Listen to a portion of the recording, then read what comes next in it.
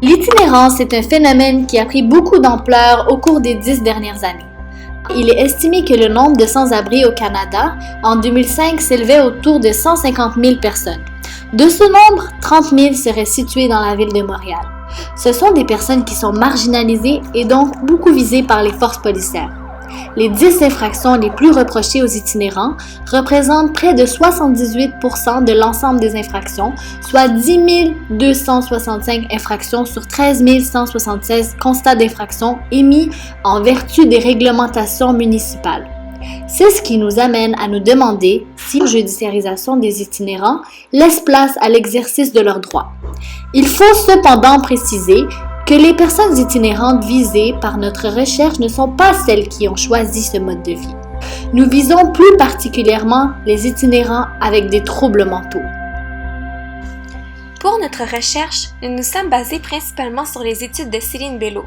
En effet, depuis ces études, le sujet de l'itinérance est beaucoup plus documenté qu'il ne l'était, particulièrement grâce aux statistiques que ces études ont fournies.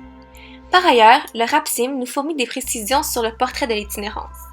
De plus, le rapport de recherche de la Commission des droits et libertés des personnes et de la jeunesse de 2009 nous a aidés pour le volet de l'atteinte aux droits du logement, de la sécurité et de la dignité.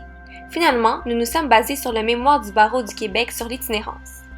Il est difficile pour nous et tout chercheur d'avoir un dénombrement précis en raison de la nature même du phénomène d'itinérance.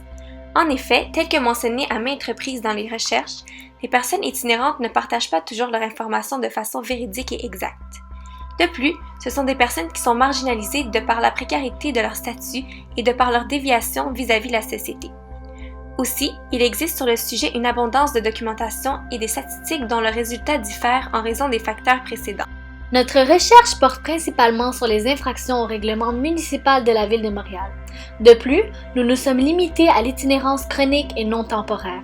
L'itinérance chronique est la plus visible. Les personnes dans cette situation n'ont pas connu de logement depuis une longue période. De plus, nous nous intéressons sur les itinérants victimes de répression accrue de la part des forces policières. Ces personnes se caractérisent par un nombre important de constats, soit plus de 10 constats d'infraction par année. Les résultats de notre recherche nous ont permis de conclure que l'itinérance est devenue, au cours de ces 10 dernières années, non pas uniquement un mode de vie, mais davantage un crime. La situation d'itinérance est perçue, dénoncée, contrôlée comme une situation de menace pour l'ordre public. C'est bien d'ailleurs pourquoi nous nous questionnions à savoir si l'itinérance était davantage brimée par sa dérangeosité que par sa dangerosité. Il est généralement reconnu que les itinérants font partie des personnes les plus démunies et les plus vulnérables de notre société. Ce classement a notamment pour effet d'imposer à chacun des membres de ce groupe l'image préjudiciable et stéréotypée que la société se fait des personnes itinérantes, soit celle de l'itinérant nuisible, agressif et dangereux. En ce sens, la judiciarisation des personnes itinérantes pour troubles à l'ordre public renforce alors ces préjugés. Les itinérants représentent une population vulnérable et diversifiée qui peine à faire valoir leurs droits, notamment à cause de la désorganisation des itinérants, soit la perte de toute carte d'identité affectant leur accès aux biens et services, dont notamment l'accès aux institutions hospitalières et financières. Aussi, il y a le fait que l'accès aux services juridiques est limité dû à la méconnaissance de ces services, à la difficulté de compréhension des termes juridiques et de leur méfiance face au système. Un autre obstacle juridique serait que les itinérants font l'objet, en raison notamment de leurs conditions sociales, de distinction et d'exclusion à certains services publics. Il y a aussi un problème d'accès à l'aide des organismes de solidarité sociale qui exercent à cet égard un pouvoir discrétionnaire. En pratique, les itinérants qui se voient imposer un constat d'infraction aux règlements municipaux ne bénéficient pas de l'aide juridique pour assurer leur défense puisqu'elles ne sont alors passibles que d'une amende. Ce n'est que des années plus tard, lorsqu'elles sont susceptibles d'être emprisonnées pour non-paiement d'amende, qu'elles peuvent bénéficier de l'aide juridique. Il est souvent beaucoup trop tard pour intervenir à ce moment-là. Lorsqu'un itinérant reçoit un constat, généralement il va soit l'ignorer, le jeter ou bien le perdre. Son dossier sera alors réputé prendre la voie du plaidoyer de non-culpabilité. Sans aucun avis, son dossier fait alors l'objet d'un jugement par défaut. Le dossier est ensuite rendu à l'étape d'exécution du jugement. Si tous les éléments constitutifs de l'infraction sont présents, les procureurs mènent le dossier devant la cour où les juges prononcent la culpabilité.